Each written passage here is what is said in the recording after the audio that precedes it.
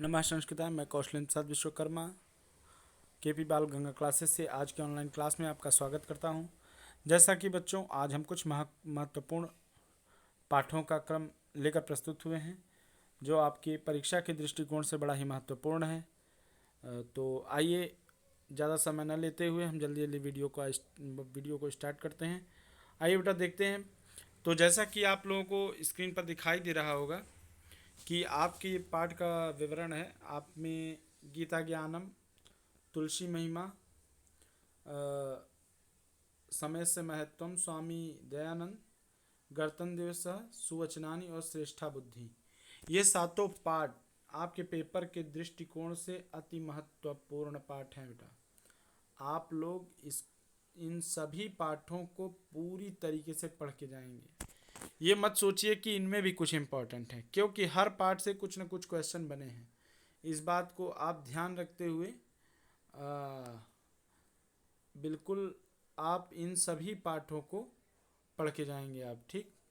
तो गीता ज्ञानम पाठ के एक एक श्लोक को आप लोग बढ़िया अच्छे से तैयार कर लीजिएगा। तुलसी महिमा वाले पाठ की कहानी अच्छे से माइंड में सेट कर लीजिएगा। हो सकता है कि निबंध आ जाए तुलसी महिमा वाले पाठ से।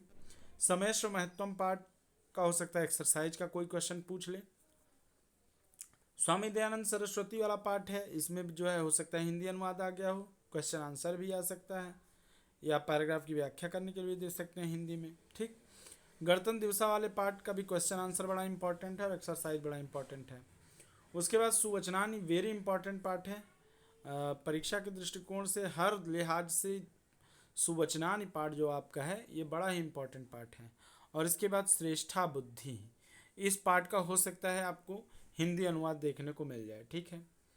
तो इसी क्रम में आगे बढ़ते हुए हम लोग सबसे पहले सुवचनानी जो ये पार्ट है, इस पार्ट का हम लोग आज जो है पहले जो इम्पोर्टेंट श्लोक है उसका अनुवाद सीख लेते हैं। अनुवाद कहें या ऐसा कुछ कहें कि इसका ससंदर्भ हिंदी में अनुवाद जो है करेंगे हम लोग। तो आइए इसको हम लोग चेंज करते हैं। कैसे चेंज होगा ये यार, फिर वही समस्या आ गई।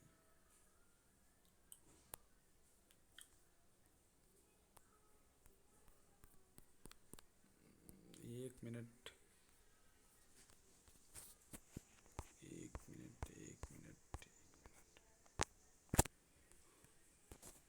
हाँ, ये सुवचनानी वाला पार्ट आप लोग देखिए। इसमें जितने भी 4 लाइनों वाले श्लोक हैं इनको आप अवश्य पढ़ के जाएं। इन पाठों की व्याख्या बड़ी इंपॉर्टेंट है। आइए एक श्लोक की व्याख्या हम लोग देख सकते हैं जो कि बड़ा इंपॉर्टेंट है। जाड्यम धियो हरति सिंचति वाचि सत्यम, मनोन्नतिम दिशति पापम अपाकरोति, चेतः प्रसादयति दिक्षु तनोति कीर्तिम, सत्संगति कथय किम न करोति पुंसाम। तो बड़ा ही इंपॉर्टेंट श्लोक है ये। इसका ये अनुवाद देख लेते हैं जल्दी से। प्रस्तुत श्लोक में बुद्धि की जड़ता को दूर करने जैसे बातों को बताया गया है। इसमें कुल मिला के कहें तो हम ऐसा कह सकते हैं कि प्रस्तुत श्लोक में सत्संगति के प्रभाव के विषय में वर्णन किया गया है। तो बताया गया कि यदि मनुष्य के जीवन में जो उसकी संगति होती है अच्छी है, यदि सज्जन लोगों की संगति वो अपने जीवन में करता है तो क्या फायदे हैं उसके।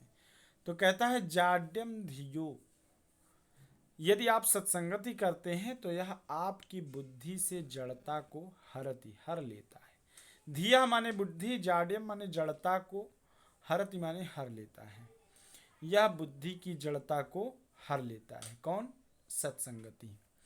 सिंचति वाचि सत्यम, सिंचति वाचि सत्यम, वाणी में, वाची माने वाणी में, सत्यम माने सत्य को, सिंचति माने सींचती है। और आप जो समय समय पर झूठ बोलते हैं, गाली इत्यादि मुंह से निकाल देते हैं, तो क्या करता है ये? आपकी वाणी में सत्यता को सींचता है। मनोन्नतिम दिशति, आपके मन की उन्नति दिशाओं में करता है, अर्थात चारों दिशाओं में चहुमुखी विकास जिसको कहा जाए, वो आपके मन मान मनोन्नतिम बोले, मानोन्नतिम है, मान माने सम्मान, तो जो आपका सम्मान है उसकी उन्नति क्या करता है, चारों दिशाओं में करता है, या दिशाओं में आपके मान अर्थात सम्मान की वृद्धि करता है। कब? जब आप सत्संगति करते हैं तब। पापम अपाकरोति, सत्संगति मनुष्य को पाप से दूर करती है। चेतः प्रसादयति, चित्त को प्रसन्न रखती है। दिक्षु तनोति कीर्तिम, और आपके यश को दिशाओं में फैलाती है, यश को चारों दिशाओं में फैलाती है। सत्संगति ही कथय किम न करोति पुंसाम, इसलिए हे पुंसाम या हे मनुष्य, ये बताओ कि सत्संगति में ऐसा कौन सा गुण नहीं है, अर्थात सत्संगति मनुष्यों का क्या नहीं करती है। अर्थात सत्संगति मनुष्य के जीवन को सफल बनाने का एक अच्छा रास्ता है। जो सत्संगति करता है उसका जीवन सफल हो जाता है। इसलिए हे मनुष्यों, बताओ कि सत्संगति मनुष्यों का क्या नहीं करती है, किस प्रकार से भला नहीं करती है। मतलब हर प्रकार से सत्संगति से मनुष्यों का भला ही होता है। तो ये पाठ, ये श्लोक बड़ा इंपॉर्टेंट है। इसके ऊपर वाला भी, सर्पाः पिबन्ति पवनं न च दुर्बलास्ते शुष्कैः तृणैः वनगजाः बल्याः भवन्ति कंदैः फलैः मुनिवराः क्षपयन्ति कालम संतोष एव पुरुषस्य परम निधानम। सांप हवा पीते हैं फिर भी क्या होते हैं, दुर्बल नहीं होते। हाथी सूखी घास खाता है फिर भी वह क्या होता है, बलवान होता है। कंदैः फलैः मुनिवराः क्षपयन्ति कालम, और मुनिगण अपना सारा समय कंद फूल फल फूल इत्यादि खाकर ही व्यतीत कर देते हैं। कहने का अभिप्राय यह है कि मनुष्य के लिए संतोष ही परम धन है। यदि मनुष्य को जिस चीज में संतुष्टि हो जाए, संतोष प्राप्त हो जाए, वही उसका सबसे बड़ा खजाना है। तो ये दोनों श्लोक हो गए। उसके बाद एक श्लोक और है 4 लाइन का, उसको अच्छे से पढ़ लीजिएगा। उसके अलावा ये सब श्लोक भी एक बार जरूर पढ़ लीजिएगा। तो ये पार्ट 6 बड़ा इंपॉर्टेंट है। जो इंपॉर्टेंट श्लोक थे मैंने उसको पढ़ा दिया है, आप लोग इसकी अच्छे से व्याख्या कर लेंगे। संदर्भ लिखेंगे, प्रस्तुत पद्यांश हमारी पाठ्य पुस्तक सुवचनानि नामक शीर्षक पाठ से अवतरित है। ठीक है, किस किताब के, संस्कृत अवनी के, संस्कृत अवनी के सुवचनानि शीर्षक पाठ से अवतरित है। प्रस्तुत श्लोक हमारी पाठ्य पुस्तक संस्कृत अवनी के सुवचनानि शीर्षक पाठ से अवतरित है।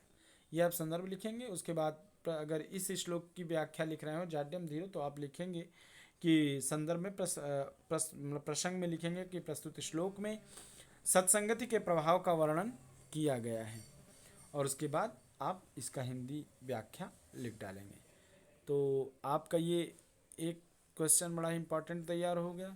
उसके बाद ये आप लोगों में ये जो श्रेष्ठा बुद्धि नामक पाठ है, ये भी बड़ा इंपॉर्टेंट पाठ है। श्रेष्ठा बुद्धि नामक पाठ आप अच्छे से पढ़ लेंगे। जैसे एकस्मिन् नगरम चत्वारः ब्राह्मण पुत्राः परस्परम मित्र भावेन वसन्ति स्म, एक नगर में 4 ब्राह्मण पुत्र आपस में मित्र भाव से रहते थे।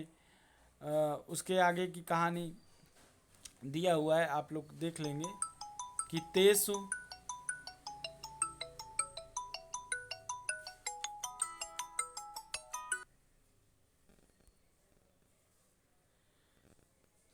त्रयः शास्त्र पारंगता परम बुद्धिहीना आसन, उनमें से 3 शास्त्र पारंगत थे परंतु बुद्धि से हीन थे।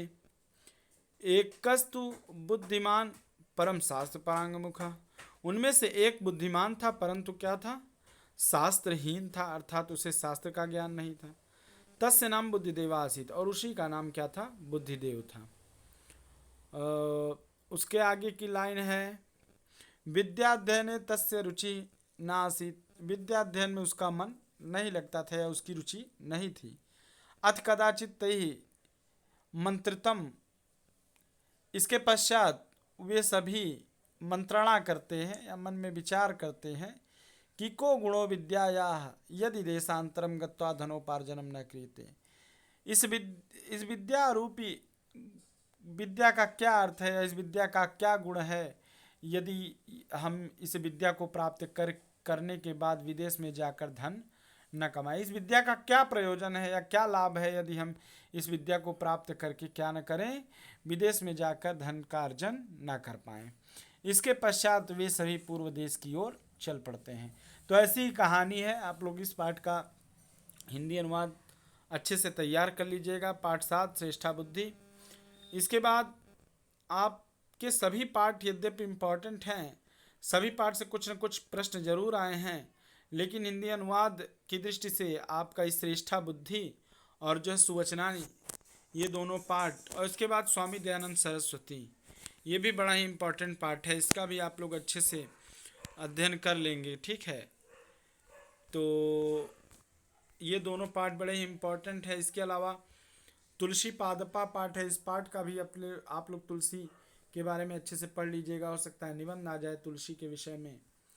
और अस्माकम विद्यालय पर निबंध आप लोग पढ़ लीजिएगा, ठीक। और अनुशासन पे भी निबंध आप लोग अच्छे से पढ़ लीजिएगा। हो सकता है अनुशासन पे ही निबंध आपको मिल जाए। तो ये सब टॉपिक ऐसे हैं कि आप लोग इन पे बना के भी लिख सकते हैं। और जिन बच्चों को नहीं भी आए वो कुछ न कुछ अवश्य अपने विचारों को प्रस्तुत करेंगे। जरूरी नहीं कि अगर नहीं आ रहा है तो कुछ ना लिखें, ऐसा नहीं है। कुछ ना कुछ आप अवश्य लिखिए पेपर में। पेपर में कोई क्वेश्चन आप छोड़ेंगे नहीं, आप अपने विचारों को व्यक्त कीजिए, ठीक। तो ये दोनों पार्ट बड़े इंपॉर्टेंट है, सुवचनानी और ये आपका, हाँ, स्वामी दयानंद सरस्वती, ये भी पार्ट बड़ा ही इंपॉर्टेंट है। इस पार्ट का भी पहला पैराग्राफ आप लोग अवश्य हिंदी अनुवाद इसका पढ़ लीजिएगा। इसी के साथ और भी कई पाठ हैं आपके, जैसा कि मैंने शुरू में ही बताया कि आप लोगों में और जो पाठ हैं उनको आप लोग अच्छे से पढ़ लेंगे। जैसा कि ये आपके पाठ के विवरण में मैं बता दे रहा हूँ एक बार फिर से।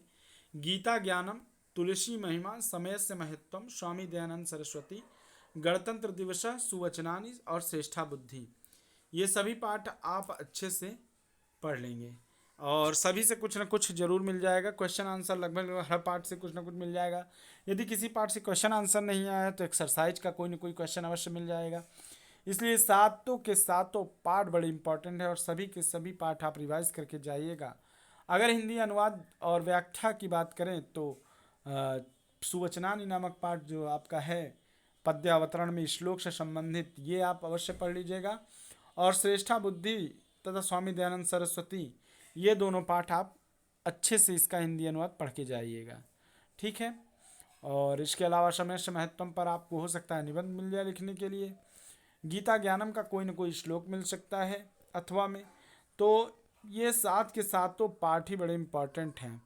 और व्याकरण में हमने आप लोगों को अभी तक जितने भी संधि पढ़ाए, माहेश्वर सूत्र पढ़ाए, वर्णों का उच्चारण स्थान पढ़ाया, ये सारे इन सभी टॉपिकों से रिलेटेड कोई ना कोई क्वेश्चन अवश्य हैं आपके पेपर में, आपके प्रश्न पत्र में। इसलिए आप लोग अवश्य इनका अच्छे से तैयारी करके पेपर में जाइएगा। कुछ बच्चे बड़े परेशान हैं, इसीलिए हमको वीडियो बनाना पड़ गया। तो आप लोग ज़रूर इन सभी पाठों को अच्छे से पढ़ लीजिएगा। और जो मैंने आज की वीडियो में पढ़ाए हैं इन पाठों को भी खूब अच्छे से पढ़ लीजिएगा।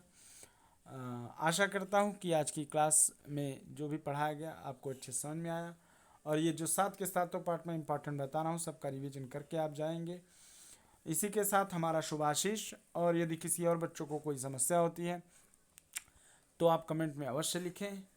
और इसी के साथ आज की क्लास यहीं पे समाप्त होती है। शुभम संस्कृतम।